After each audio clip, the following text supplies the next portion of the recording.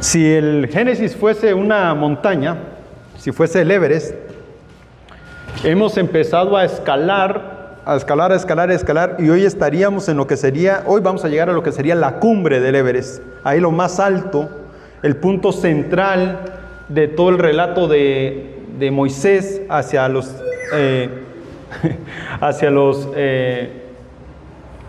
creyentes del Éxodo, para demostrarles lo que Dios ha hecho con ellos y lo que está haciendo con ellos, y luego vamos a empezar a descender o a concluir cómo es que ese pacto se lleva a cabo en la historia abrahámica. Así que hoy vamos a ver como la centralidad del pacto abrahámico, lo que en realidad nosotros hemos venido desarrollando. No nos vamos a meter en las circunstancias porque eso lo vimos en la introducción del pacto abrahámico, pero sí vamos a ver lo que Dios está haciendo y prometiéndole a Abraham.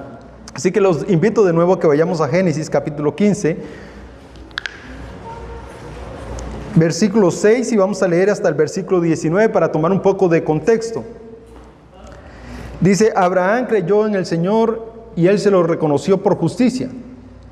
Y le dijo: yo soy el Señor que te saqué de Ur de los Caldeos para darte esta tierra para que la poseas.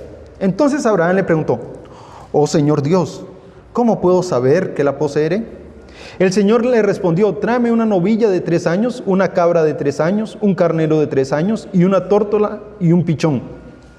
Abraham le trajo todos estos, los partió por la mitad y puso cada mitad de enfrente de la otra, pero no partió las aves. Y las aves de rapiña descendían sobre los animales sacrificados, pero Abraham los ahuyentaba. A la puesta del sol, un profundo sueño cayó sobre Abraham. El terror de una gran oscuridad cayó sobre él. Y Dios dijo a Abraham: ten por cierto que tus descendientes serán extranjeros en una tierra que no es suya, donde serán esclavizados y oprimidos durante 400 años.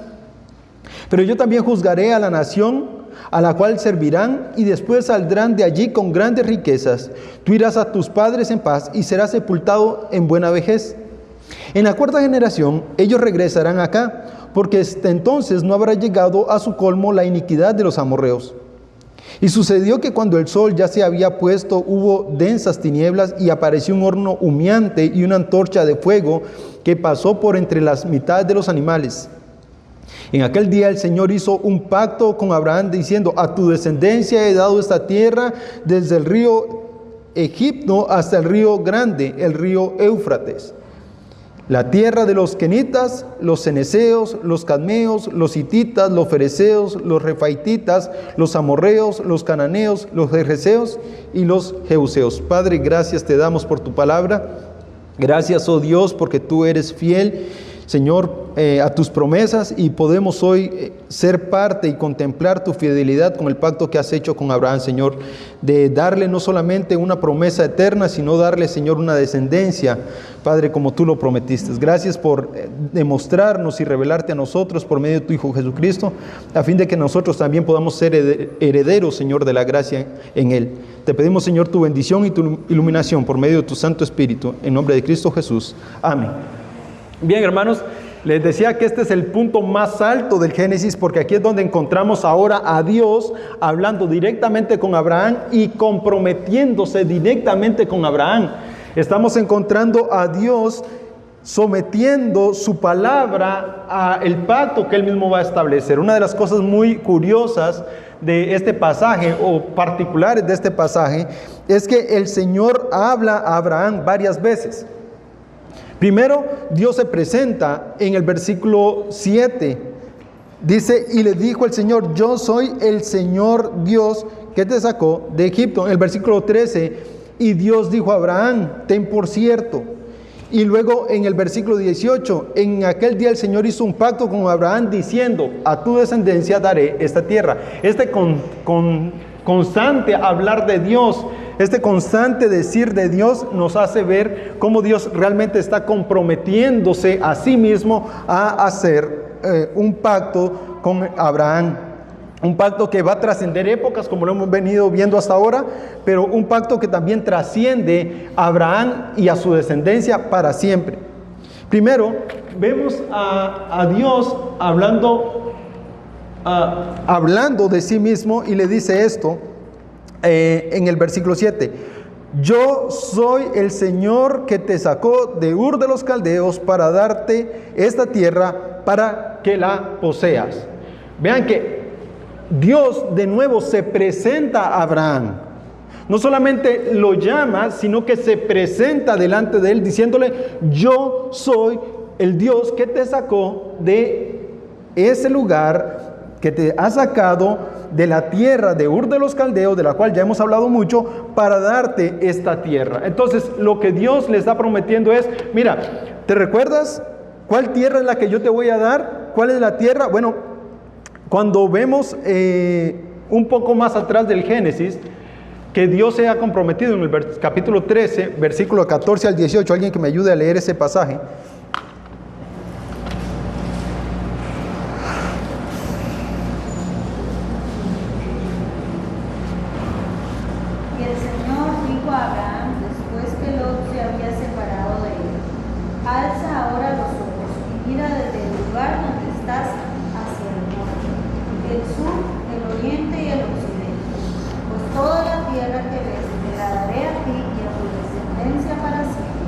Haré tu descendencia como el polvo de la tierra, de manera que si alguien puede contar el polvo de la tierra, también tu descendencia podrá contarse.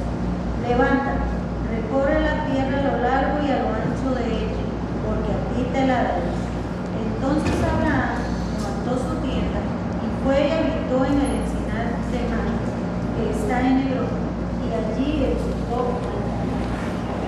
Muchas gracias. Vean, este mismo Dios es el que se vuelve a presentar a Abraham y le dice, yo soy el mismo Dios que te dio esta tierra, que te llamó de Ur de los Caldeos para darte esta tierra. ¿Cuál tierra? Esa en la cual Abraham se levantó para observar desde Sodoma y Gomorra, dándole la espalda a Sodoma y Gomorra, viendo hacia el mar, y Dios le dice, toda esa tierra será tuya. Y ahora mira, yo soy ese Dios que te dijo que te va a dar esa tierra. Yo otra vez estoy viniendo a ti para que hagamos pacto.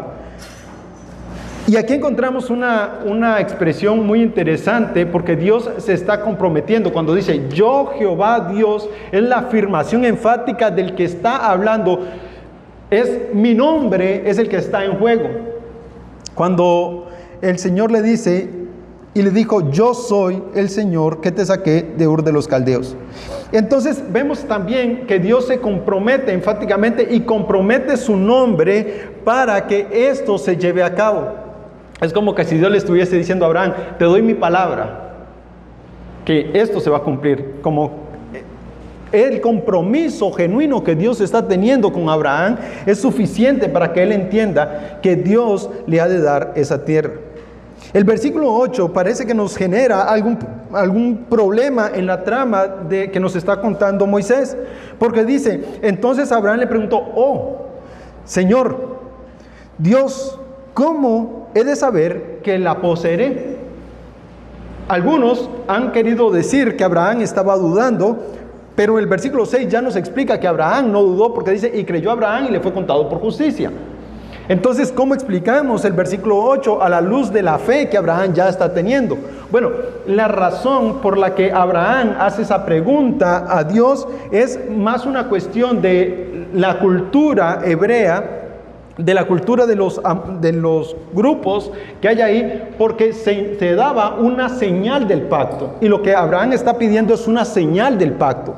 No está diciendo, Señor, desconfío de ti, sino que ¿cuál es la señal del pacto? Normalmente en los pactos se cambian dineros, se daban prendas, se daban zapatos, se daban correas, animales para certificar el pacto. Entonces Abraham lo que le está diciendo es, ¿cuál es la certificación de este pacto? Él no está pensando en, estoy dudando, sino, ¿cómo lo he de saber? ¿Cuál es la marca de este pacto? Cuando vemos más adelante a Abraham encontrándose con Dios, cuando nace Isaac, Dios le manda a Abraham a que él circuncide a sus hijos. Y esta va a ser la marca del pacto de abrahámico hacia adelante. Pero entonces Dios, aquí Moisés todavía no tiene una marca. Y le está preguntando, bueno Dios, ¿cómo lo he de saber? ¿Qué es lo que tú me estás diciendo y cómo yo he de certificar lo que tú me estás diciendo. Esto pareciera a nosotros raro, porque nosotros diríamos, le faltó fe, porque nosotros ahora decimos, por fe andamos y no por vista. Pero cuando vamos a Gedeón, por ejemplo, Gedeón pide una señal de lo que Dios le está diciendo. Y entonces pone un poco de pasto en una lanza y le dice, bueno, Señor, si esto amanece húmedo y el pasto seco, sabré que tú eres Dios. Y luego lo vuelve a poner y le dice, si este aparece seco, y el resto, este aparece húmedo y el pasto seco, sabré que tú eres Dios. Esa necesidad de tener algo que certifique lo que Dios está diciendo es lo que encontramos ahí. No es una duda, más es una señal de que se va a establecer un pacto. Cuando vemos el caso de Ruth, la moabita, cuando se certificó el pacto que se estaba haciendo, se dio una sandalia. Bueno, esta necesidad, ¿verdad?, de certificar los pactos es lo que encontramos aquí en Moisés. Y le dice, bueno, Señor, ¿cómo he de saberlo? ¿Cuál es la certificación de ese pacto? ¿Cuál es el título que me das para saber yo que ese es el pacto que estás estableciendo? ¿Cómo puedo saber que poseeré la tierra? Y entonces aquí es donde encontramos que Dios está diciendo, tú ten por seguro que vas a tener esta tierra, tú la poseerás. Y entonces Abraham le pregunta, ¿cuál es la prueba de tu fidelidad? ¿Cuál es la prueba de lo que tú me estás diciendo? ¿Cómo he de saber que he de heredar esta tierra? Y entonces el Señor le pide unos animales y le pide lo siguiente. Entonces le dice el Señor, tráeme una novilla de 3 años, una cabra de 3 años, esto pasa para un lado pero no para el otro, ahí está, tráeme una novilla de 3 años, una cabra de 3 años, un carnero de 3 años, una tórtola y un pichón. Y es curioso que el hebreo, para la palabra establecer pacto, utiliza una palabra literal que significa cortar un pacto. Y en el hebreo se utiliza esta expresión de cortar un pacto para lo que nosotros diríamos establecer un pacto. Y tiene que ver con la cultura, que ya vamos a ver un poco, pero la idea es cortar un pacto. En vez de establecer es cortar un pacto. Y tiene que ver con los animales que se van a traer. ¿Qué animales se van a traer? Bueno, se van a traer estos animales y ellos se van a poner como señal del pacto. Bueno, y Dios les pide estos 3 animales. Una cabra, lo que nosotros conoceríamos como una cabra, un becerro, que es el macho de las ovejas, y una vaca o un ternero de 3 años, ¿verdad? Una novillo de 3 años. Estos 3 animales tienen que ser lo suficientemente maduros para que puedan establecerse el pacto, y se pide que por lo menos tengan 3 años. Sí, perdón, un carnero, ¿qué dije? Sí, perdón. Un carnero, sí. Entonces, de 3 años cada uno para que sean unos animales maduros. Nada más. Hermanos, también hay un pequeño conflicto que tenemos en este pasaje antes de que nos vayamos más adentremos un poco más en el pacto, y es que esta porción de Génesis se le busca demasiadas explicaciones alegóricas. Y está bien que se encuentren algunas alegorías y algunas son más válidas que otras, pero en realidad la Biblia no nos permite tanto. Digamos, se está cortando un pacto. ¿Por qué de 3 años? Algunos quieren ver a Cristo en estos animales o algo más. Ok, se va a establecer un sistema sacrificial que va a tomar en cuenta estos animales más adelante. Y eso sí representa la sangre del pacto de la redención y del perdón, pero hasta aquí lo que estamos viendo es un pacto como se hacía en los pueblos de la región. Entonces no estamos viendo nada nuevo. Dios no está inventando nada, ya eso estaba ahí. Los pueblos ya hacían este tipo de pactos. Entonces, poquito de cuidado cuando leemos alguna alegoría acerca de estos animales, ¿verdad? También estaba viendo como el palomino, ¿verdad? Y las palomas y las tórtolas. Las palomas son más grandes que las tórtolas, entonces ahí se puede ver la diferencia, los colores, la cola y todo lo demás, ¿verdad? Entonces, la paloma es más grande. Aquí tenemos un montón de palomas, entonces no necesito decirles que es una paloma, ¿verdad? Pero la tórtola tiende a ser más pequeña, más de colores claros que oscuros. Y algunos han querido ver acá el Espíritu Santo, entonces no se corta porque es el Espíritu Santo. No, hermanos, simplemente es lo que hay. Así se establecían los pactos.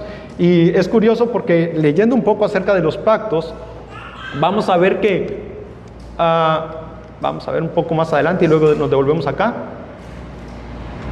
En cuanto a cortar un pacto de la manera que lo estamos viendo, hay por lo menos 3 grupos que ya lo hacían de esta manera que se estableciendo en Génesis. Los de Mesopotamia, los pueblos hititas y los hebreos antiguos, es decir, Abraham. Entonces, este pacto tal como se está estableciendo no es nada nuevo. Ya en la cultura en la que Abraham está sumergido, ya se podían ver vestigios de esta cultura. Entonces, y de esta partir animales. Los animales eran como parte de este establecimiento pactual entre iguales de las regiones. Y no fue algo inventado por Abraham ni por Dios. No fue como que ahí surgió. No, ya hay una cultura detrás de ello. Entonces, es importante para que nosotros tengamos cuidado de no alegorizar un poco esto, ¿verdad? Que vamos a encontrar. Algo más que debo decir aquí antes de seguir adentrándonos es que nosotros otra vez creemos en la literalidad del pacto. Es un pacto literal, por lo cual las promesas que se pueden obtener de ahí, van a ser literales, tal cual. Y si son literales, por más que nos quieran juzgar, en cierto sentido no se ha cumplido a plenitud lo que Dios le prometió a Abraham, ni siquiera la herencia de la tierra. ¿Okay? Ni siquiera la herencia de la tierra. Así que algunos que quieren juzgar nuestra hermenéutica literal, bueno, nosotros nos jactamos de tener una hermenéutica literal y decimos, bueno, por ello es que lo creemos. Dios estableció un pacto donde Él está comprometiendo su nombre a que esa tierra iba a ser de los descendientes de Abraham. Y si su nombre se puso ahí es porque eventualmente se hará. Si no se ha hecho, se hará. Al menos eso es lo que nosotros creemos. Ya luego podremos hablar de la hermenéutica, de discusiones hermenéuticas y las conclusiones, pero por lo menos para nosotros esto es una cuestión literal. Bueno, ¿por qué esto? Bueno, la razón exacta por la cual se partían los animales, hermanos, no sabemos. Y ¿cuál fue la razón exacta por la cual Dios escoge estos animales?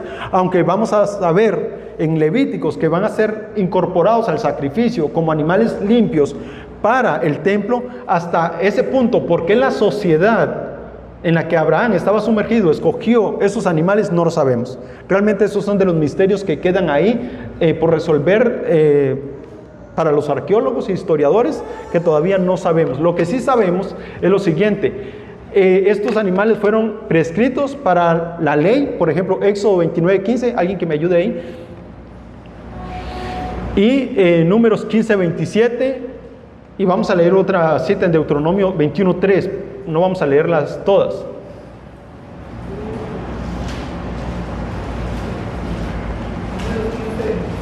¿Sí?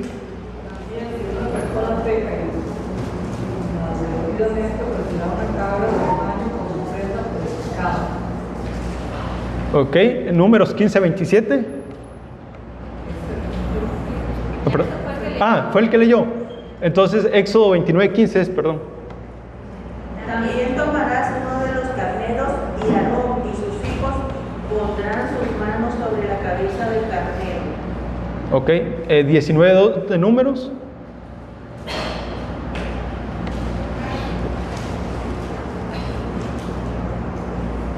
Salieron de 19.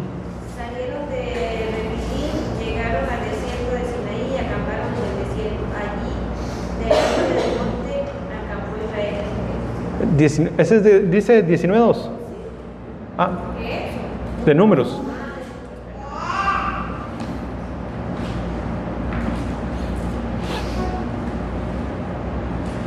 Este es el estatuto de la ley que el Señor ha ordenado. Dile a los israelitas que te traigan una novilla a la sana sin defecto, que no tenga manchas y sobre la cual nunca se Eso.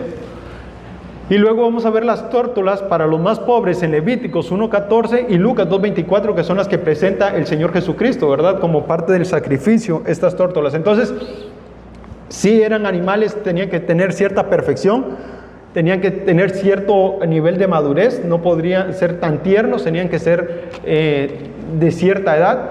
¿Y por qué se partían los animales? Bueno, partir los animales representaba la dualidad de los pactantes. Entonces, para establecer un pacto se necesitaba que hubiese dos partes haciendo el pacto. Se ponía una parte del animal cortado por un lado y se ponía la otra parte del animal cortado por el otro lado. Y en medio se hacía lo que se llamaba el camino de sangre. Entonces, imagínense qué sangriento esto, hermanos, pero es bastante pintoresco para entenderlo. Ponen la novilla ahí, la parten por la mitad y la arrastran, y en medio lo que queda es un camino de sangre. Entonces, parten el becerro, el poco de sangre, y la separan, y luego así sucesivamente cada uno de los animales, y bueno, las palomas ponen una a cada lado, o las aves ponen una a cada lado. Y lo que queda en el centro es un camino de sangre. Y entonces las personas que establecían este pacto tenían que caminar entre el camino de sangre, que literalmente así se le llamaba, o el camino del pacto, y decían, así se me haga si yo no cumplo mi palabra. Entonces, sea yo derramado hasta la sangre si yo no cumplo mi palabra. Esto es una cuestión muy importante para cuando usted lea de Josué, Jueces, Números, hacia adelante, Reyes, Crónicas, porque usted va a encontrar que alguien dice, así se me haga si yo tal, ¿verdad? Y esa es una expresión muy hebrea, así se me haga, y la idea era que ellos pasaban su dedo por la garganta, como así se me haga, o partas a mí, y lo que le está diciendo, yo pacto, esta es mi palabra, así muera yo. Entonces, literalmente lo que había era eso, derrame yo mi sangre si no cumplo tal cosa. Así que esa expresión, así se me haga, que encontramos en la Biblia, es bastante seria. Es un juramento de sangre, literalmente. Bueno, esto es lo que el Señor le está diciendo, ¿verdad? Los puso por la mitad, pero no partió las aves. Y luego las aves de rapiña descendían sobre ellos. Y aquí puse algo muy importante. Hay alegorías, pero no debemos caer en el simbolismo que no encuentran respaldo bíblico. De ahuyentar aves. Me puse a leer bastante acerca de esto y hay algunas alegorías bastante interesantes, más que otras, y muy buenas. Muy buena imaginación, pero la Biblia no me da más.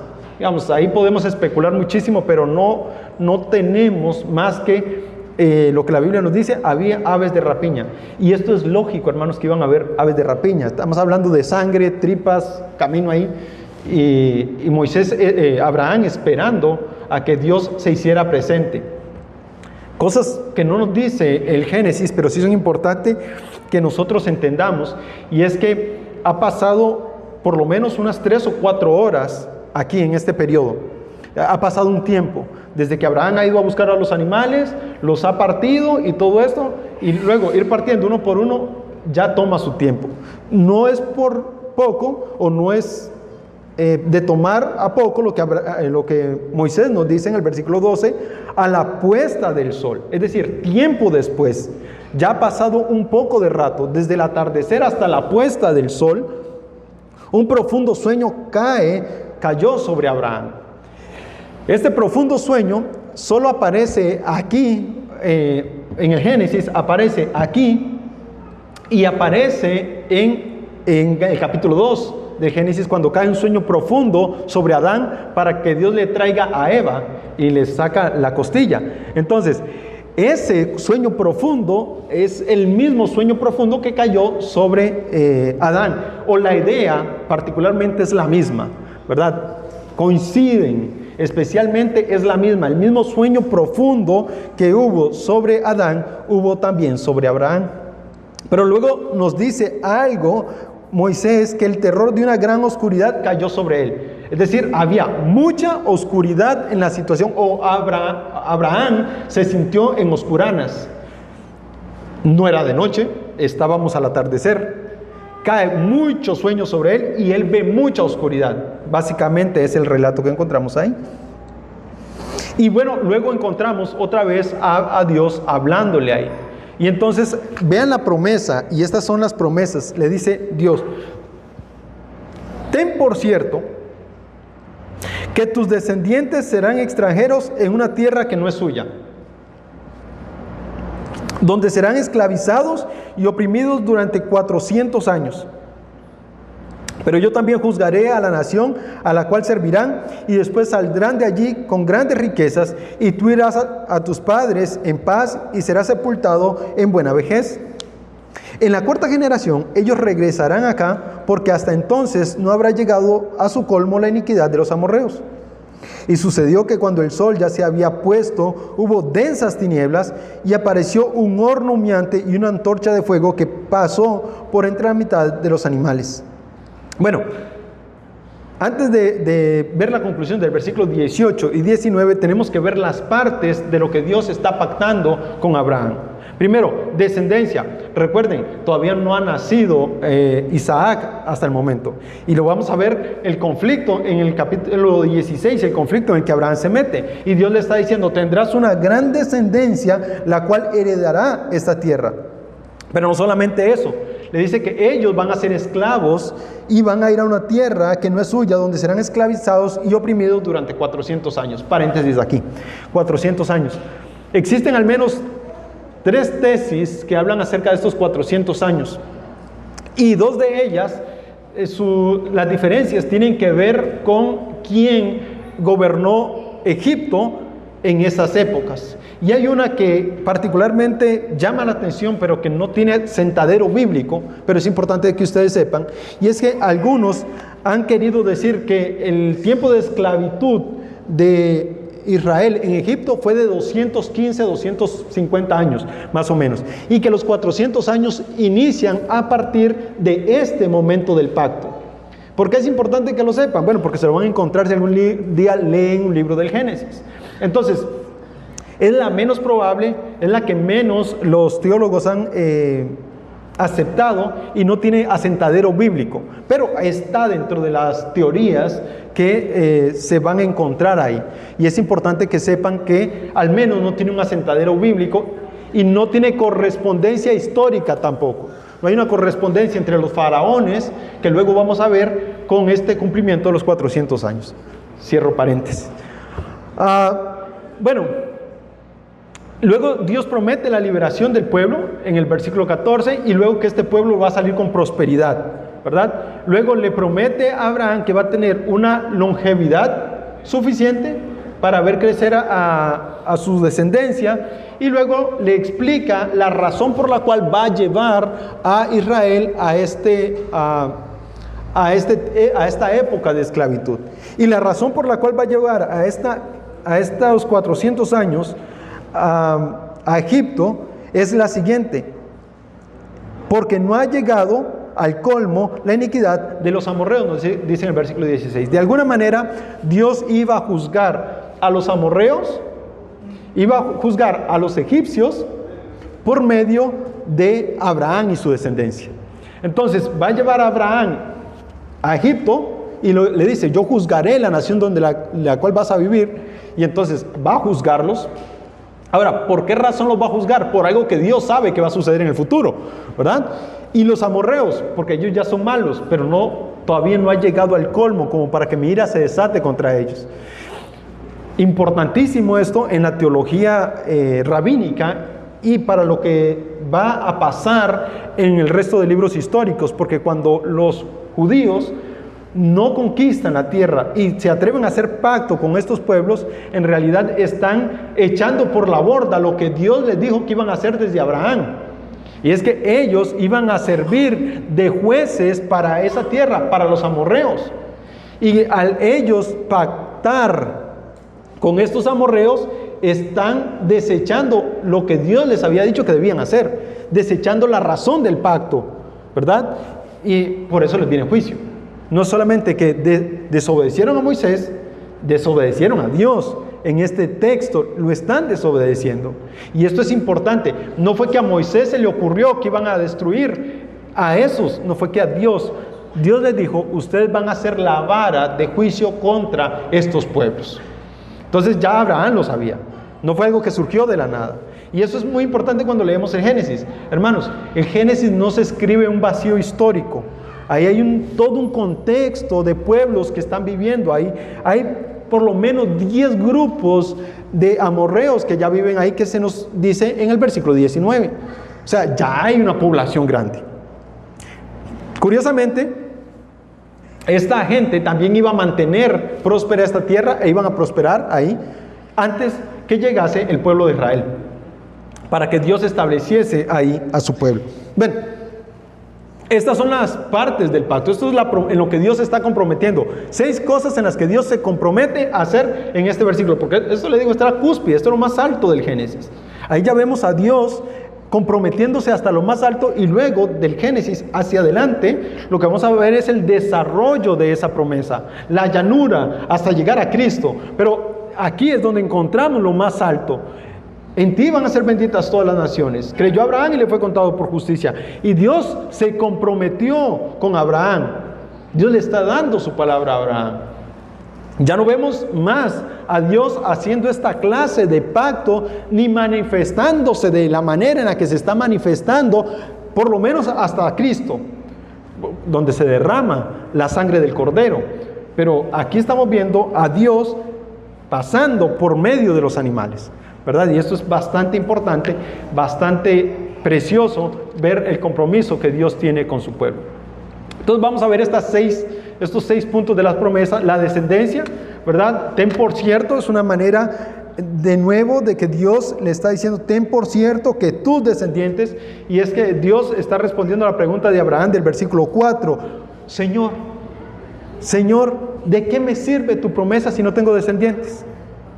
Y el Señor le dice, yo levantaré de ti generación. Versículo 5, 6, ¿verdad? Donde dice, y Abraham creyó, yo levantaré de ti descendencia. Y aquí Dios le está diciendo, tal es tu descendencia y sépalo, va a ir a ser esclavo a una tierra. Cosas maravillosas que podemos ver en este texto, hermanos, que están ahí, que muchas veces las pasamos por encima. Es que Dios no inventa nada, su tiempo ya está establecido. Es como que, mira, Abraham, te voy a abrir los ojos para que veas, pero ya eso está establecido. Tu descendencia será tan grande que nadie la va a poder contar. Tu descendencia será tal que va a heredar esta tierra. Y te voy a dar un poquito más de detalles. Tu descendencia será llevada hasta como esclavos. O sea, la soberanía de Dios, pero sobre todo lo que quiero es que vean es que Dios ya tiene tan claro el futuro, lo tiene tan establecido, es que nadie se puede salir de ese plan. Es como, bueno, ¿qué pudo hacer los hermanos de José para que José no fuesen a Egipto? No pudieron hacer nada, ellos lo enviaron, porque Dios había establecido que así fuese para guardar a su pueblo. ¿De qué? De una gran hambruna. Y Dios ya lo había establecido 400, más o menos, ¿qué? Unos 100 años antes. Ya Dios le había dicho a Abraham, tu descendencia irá allá. Más o menos unos 70, 80 años antes. Si no es que más, ¿verdad? 100 años más o menos, en promedio. Y ustedes lo ven, ya Dios tenía claro 100 años allá. Abraham no lo iba a ver, pero Dios ya lo tenía tan claro. Dios ya tenía tan claro que iba a derribar a los egipcios, que les dice, los voy a sacar. Yo los voy a sacar. Y eso también, hermanos, nos debe traer un poco de paz a nosotros hacia el futuro. Dios ya sabe qué va a pasar con nosotros. Y nosotros deberíamos estar tan claros de quién es nuestro Dios, que deberíamos estar tranquilos a pesar del futuro incierto que nos espera. Porque a pesar de que para nosotros es incierto, para Dios es ciertísimo, ¿verdad? Para Dios está tan claro que ya estamos sentados en los lugares celestiales que hasta lo dijo. Para Dios es tan claro que estamos glorificados con Cristo que ya lo dijo, 1 Corintios capítulo 15. Para Dios es tan claro que vamos a ser transformados, que en Colosenses capítulo 3 versículo 4 dice que cuando Jesucristo se manifieste, nosotros seremos manifestados con Él en gloria. O sea, es tan claro para Él. Claro, nosotros como humanos tenemos muchas incertidumbres, como Abraham, ¿verdad? ¿Cómo he de saberlo, Señor? Y el Señor, estén tranquilos. Así como Abraham le dijo 400 años, a nosotros nos dice, Cristo vendrá. ¿Verdad? Ahí está, estén tranquilos. ¿Cómo vendrá? Con voz de arcángel, con trompeta de Dios. Ya, y los muertos resucitarán primero, y luego nosotros, los que hayamos quedado. Yo espero haber quedado, dijo Pablo, ¿verdad? Pero Dios nos da esos pequeños detalles para que nuestro futuro esté en calma con Él. Y es lo que está haciendo con Abraham. Le está enseñando el futuro que para Abraham es tinieblas, lo que para él no es claro, qué va a pasar con mi vida. Señor, no tengo hijos. Estate quieto. Mira, tú tendrás una descendencia. Y no solamente eso, va a ir como esclavos. La revelación al futuro de la descendencia fue revelada de Abraham. Ni él ni su descendencia iban a poseer inmediatamente la tierra. Iban a andar de arriba para abajo. Pero Dios ya les había dado esa tierra. Esa tierra ya era de ellos. Y le dice, vas a ir 400 años. Aquí necesito ayuda de Josué. Y esto es lo que les digo, hermanos, un poco de cronología, nada más. Esto es parte de un estudio del libro de Éxodo, que esperamos en algún momento tener tiempo de estudiar el Éxodo, así como estamos estudiando Génesis. Pero estas son las dinastías de las que encontramos cómo Dios lleva a José para guardar a su pueblo. Primero, se cree más o menos esta es la fecha aproximada de cómo José desciende a Egipto entre 1700 y 1600 años antes de Cristo. Y tenemos aquí los faraones Ixos, ¿verdad? La dinastía número 15, ¿verdad? Esos son los primeros o los faraones que conocen a José, los que engrandecen a José. Y entonces encontramos estos faraones. Luego encontramos el reino de Camose, último de la dinastía 18, y aquí encontramos estos dos. Todavía hay una pequeña discusión ahí, no se sabe en cuál de los dos cuál de los dos es de los que se dice no conoció a José. Estos son los que someten a Israel a la esclavitud. Vean que ya han pasado un par de años. Si esto es así, tal cual se cree, el tiempo que Israel fue sometido a la esclavitud o fue oprimido en esclavitud ronda entre los 80 y 100 años. Los 400 años no necesariamente vivieron como esclavos, vivieron en paz gran época, y eso explica por qué se reprodujeron tan rápido. Tenían ganados, tenían tierra, entonces reproducían mucho, y cuando llegan estos emperadores, este reinado es muy poco, muy corto, ¿verdad? 25 años más o menos es lo que dura. Y entonces cuando llegan estos no conocen a José. Ahora, no es que literalmente no habían escuchado de José, todavía eso no se entiende si habían escuchado o no, simplemente es que no lo tomaron en cuenta, porque probablemente estaba dentro de los escritos egipcios de que hubo un tal José. O sea, no fue como que lógicamente no iban a tener relación con él porque ya habían pasado, estamos hablando de cerca de 300 años, no lo conocieron literalmente. Lo que está diciendo es que ignoraron la ayuda que José les brindó, o no tomaron en cuenta a José para tomar sus decisiones. Entonces ellos esclavizan a Israel, y aquí tenemos también dos posibles emperadores de los cuales es liberado Israel. Se cree Amenhotep II es uno de los que se ha dicho que es posible que haya sido el faraón que murió en el Éxodo, pero el más conocido es Ramsés II, es el más aceptado. Sin embargo, esto sí es importante cuando vayan a estudiar Génesis, es esto, que cualquiera de los dos que haya sido, aunque la erudición toma más en cuenta Ramsés II, cualquiera de los dos calza en el tiempo y en la época. Por eso se abre un paréntesis ahí, se dice probablemente fulano, ¿verdad? Y luego se abre otro paréntesis y se dice, pero pudo ser tal. Entonces normalmente se dice, fue Ramsés II, se cree que fue Ramsés II, sin embargo hubo otro que calza en la época. Pero la Biblia no nos da esos nombres, hermanos. La Biblia no nos da esos nombres, pero en las probabilidades cabe que Dios haya cumplido su pacto a través de estos faraones. Primero, el que recibe a José, los que esclavizan a José. Israel vive bajo la opresión creciente de las generaciones de los faraones del Imperio Nuevo, ¿verdad? Estas dinastías que surgen acá, y luego aquí es donde Dios los saca a ellos. Se fue. Ahí, es aquí donde Dios saca a ellos. En estos reinados no se puede salir de ahí, de esos dos. Sin embargo, como les digo, la ortodoxia cristiana ha optado más por pensar que es Ramsés II, ¿verdad? Es lo que más se cree. Hermano, ¿iba a decir algo? Sí, un par de detalles.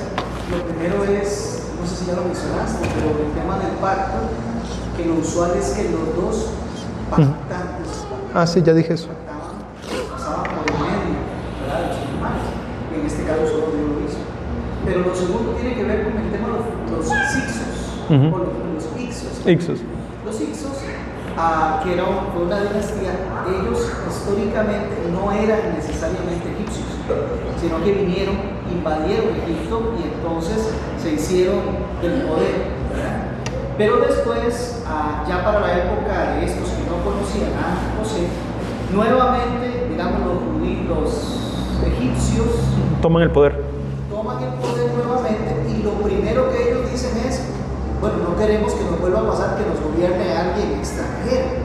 Y entonces es cuando ellos vuelven a ver a los judíos, y se dan cuenta que los judíos son muchos y son además de aquella parte de allá donde normalmente nos invaden. Entonces ellos deciden forzar más los trabajos y digamos verlos con malos ojos al punto de tratarlos como leemos a inicio de Éxodo. Pero tal vez ese dato un poco entre cultural y político funciona para que nosotros nos demos cuenta de la aversión que para el tiempo de Moisés sentían los egipcios contra los judíos. Sí, ahora, los judíos nunca fueron, los hebreos nunca fueron tan amados por los egipcios en ninguna época. Para ellos era aberración los ganaderos, ¿verdad? Y entonces los mandan a una tierra, pero los ganaderos no eran tan amados. Un dato más para cerrar este punto de la promesa de Dios de que iban a ser esclavos es la siguiente. Ramsés, o esta nueva dinastía de egipcios que se van a levantar, tienden a ser muy nacionalistas, ¿verdad? A volver a sus raíces de la tierra. Y este nacionalismo, como nos explica el pastor, tiene que ver con las invasiones y porque ellos habían perdido el reino. Y este nacionalismo que surge los hace odiar a todo extranjero. Entonces los vuelve bastante xenófobos, es la palabra que estoy buscando, de tal manera que ellos empiezan a expulsar pueblos pequeños, los sacan de Egipto, los sacan de sus tierras, pero Israel, por ser un pueblo tan grande, no lo pueden expulsar. Entonces lo que hacen es, en el nacionalismo, es comprimirlos hasta la esclavitud. ¿Cuánto duró ese periodo? Bueno, entre 80 y 100 años de esclavitud. Entonces 300 años vivieron en paz, por decirlo de alguna manera. Dios los llevó ahí y ese es el cumplimiento que Dios les está dando. Ten por cierto que tu descendencia será extranjera en una tierra que no es suya, donde serán esclavizados y oprimidos durante 400 años. Ese 400 años no quiere decir que fueron oprimidos durante esos 400 años, sino que van a estar en esa tierra que no es suya durante 400 años. Esa es como gramaticalmente lo que se entiende ahí. ¿Por qué les digo esto? Porque José vivió mucho tiempo ahí y José vivió muy bien. Es más, Jacob vivió sus últimos días muy bien ahí. Dios los prosperó. También les fue que se reprodujeron. Casi 2 millones de personas salieron de Egipto para aquella época. Y los niños, ¿verdad? Contando niños y mujeres, podrían andar rondando entre 2 y 3 millones. Era bastante gente la que salió. Era mucha gente. Bueno, esto para decirles que Dios cumplió esta parte literalmente, hermanos. Y para terminar, la liberación del pueblo en el versículo 14. Dice, pero yo también juzgaré a la nación a la cual servirán y después saldrán de allí con grandes riquezas. Esto lo encontramos, son 430 años, redondeando unos días más, unos días menos con la llegada de José. Lo que nos dice el Éxodo, estuvieron ahí 430 años, así que sí fueron 400 años. Por eso es importante que cuando hablamos de los 400 años, estamos hablando desde el establecimiento de José en la tierra de los faraones hasta la salida. Algunos historiadores lo ponen 433 años porque cuentan hasta la llegada al monte Sinaí, donde se establece el pacto de la ley, ¿verdad? con Moisés, pero ahí está, son 430 años a lo redondo. Así que alguien que me lea Éxodo 6, bueno, es que son capítulos del 6 al 11, ¿verdad? Creo que y Éxodo 12:40, sí es un texto. Dice, el tiempo que los israelitas vivieron en Egipto fue de 430 años. Ahí está, ¿verdad? El número redondo. Y del Éxodo 6 hasta el 11 vamos a ver cómo Dios llama a su pueblo a que salga para adorarlo a Él. Datos curiosos que no nos dice Moisés, pero que sí nos dice Pablo, es que Dios ya había establecido endurecer el corazón de Faraón desde antes de la fundación del mundo para hacer este juicio, ¿verdad? Y Dios le dice a Moisés, ve y yo endureceré el corazón de Faraón. Pero es Dios haciendo la obra que él iba a hacer con su pueblo. Bueno, aquí tenemos las primeras dos partes de lo que Dios le ha prometido a Abraham en esta explicación de la promesa, ¿verdad? La esclavitud del pueblo, la liberación del pueblo y ahora la prosperidad del pueblo. Nos falta ver la longevidad de Abraham, pero no nos va a dar tiempo, y la razón de la esclavitud. Entonces vamos a tomarnos un tiempo también, hermanos, para entender un poco quiénes eran estos grupos que encontramos en el versículo 19. Ceneseos, Kenitas, Cadmoneos, Hititas, Fereceos, los Refaititas, los Amorreos, los Cananeos, los Gergeseos y los Jebuseos. Y cómo este pueblo se opuso a Dios hasta el día de hoy. No han desaparecido. Por alguna razón que Dios sabe y nosotros no han desaparecido. Bueno, pero entonces vamos a aprovechar la próxima semana que vamos a tener un poco de tiempo para hablar acerca de la longevidad de Abraham y la razón por la cual se establece, y luego el juramento de Dios 18 y 19, cómo Dios pasa en medio de los animales partidos, ¿verdad? Y cómo Abraham se vuelve un espectador del establecimiento del pacto. Solo para que se vayan pensando, este es un pacto que Dios establece con Dios, ¿verdad? No es como que le dijo a Abraham, te toca pasar, no, es Dios pactando con Dios. Dios dice, hágaseme así si yo no cumplo esto. ¿Y quién más va a pasar? No, yo. Cuando vemos a Cristo en la cruz, Dios no está pactando con el hombre, el beneficiario es el hombre. Es Dios pactando consigo mismo. Cristo como sacerdote derramando la ofrenda a su cuerpo y presentando la ofrenda, su cuerpo, y recibido en gloria como ofrenda fragante delante de Dios para redimir a su pueblo. Es Dios pactando con Dios. Los beneficiarios, bueno, Abraham fue el beneficiario de este pacto.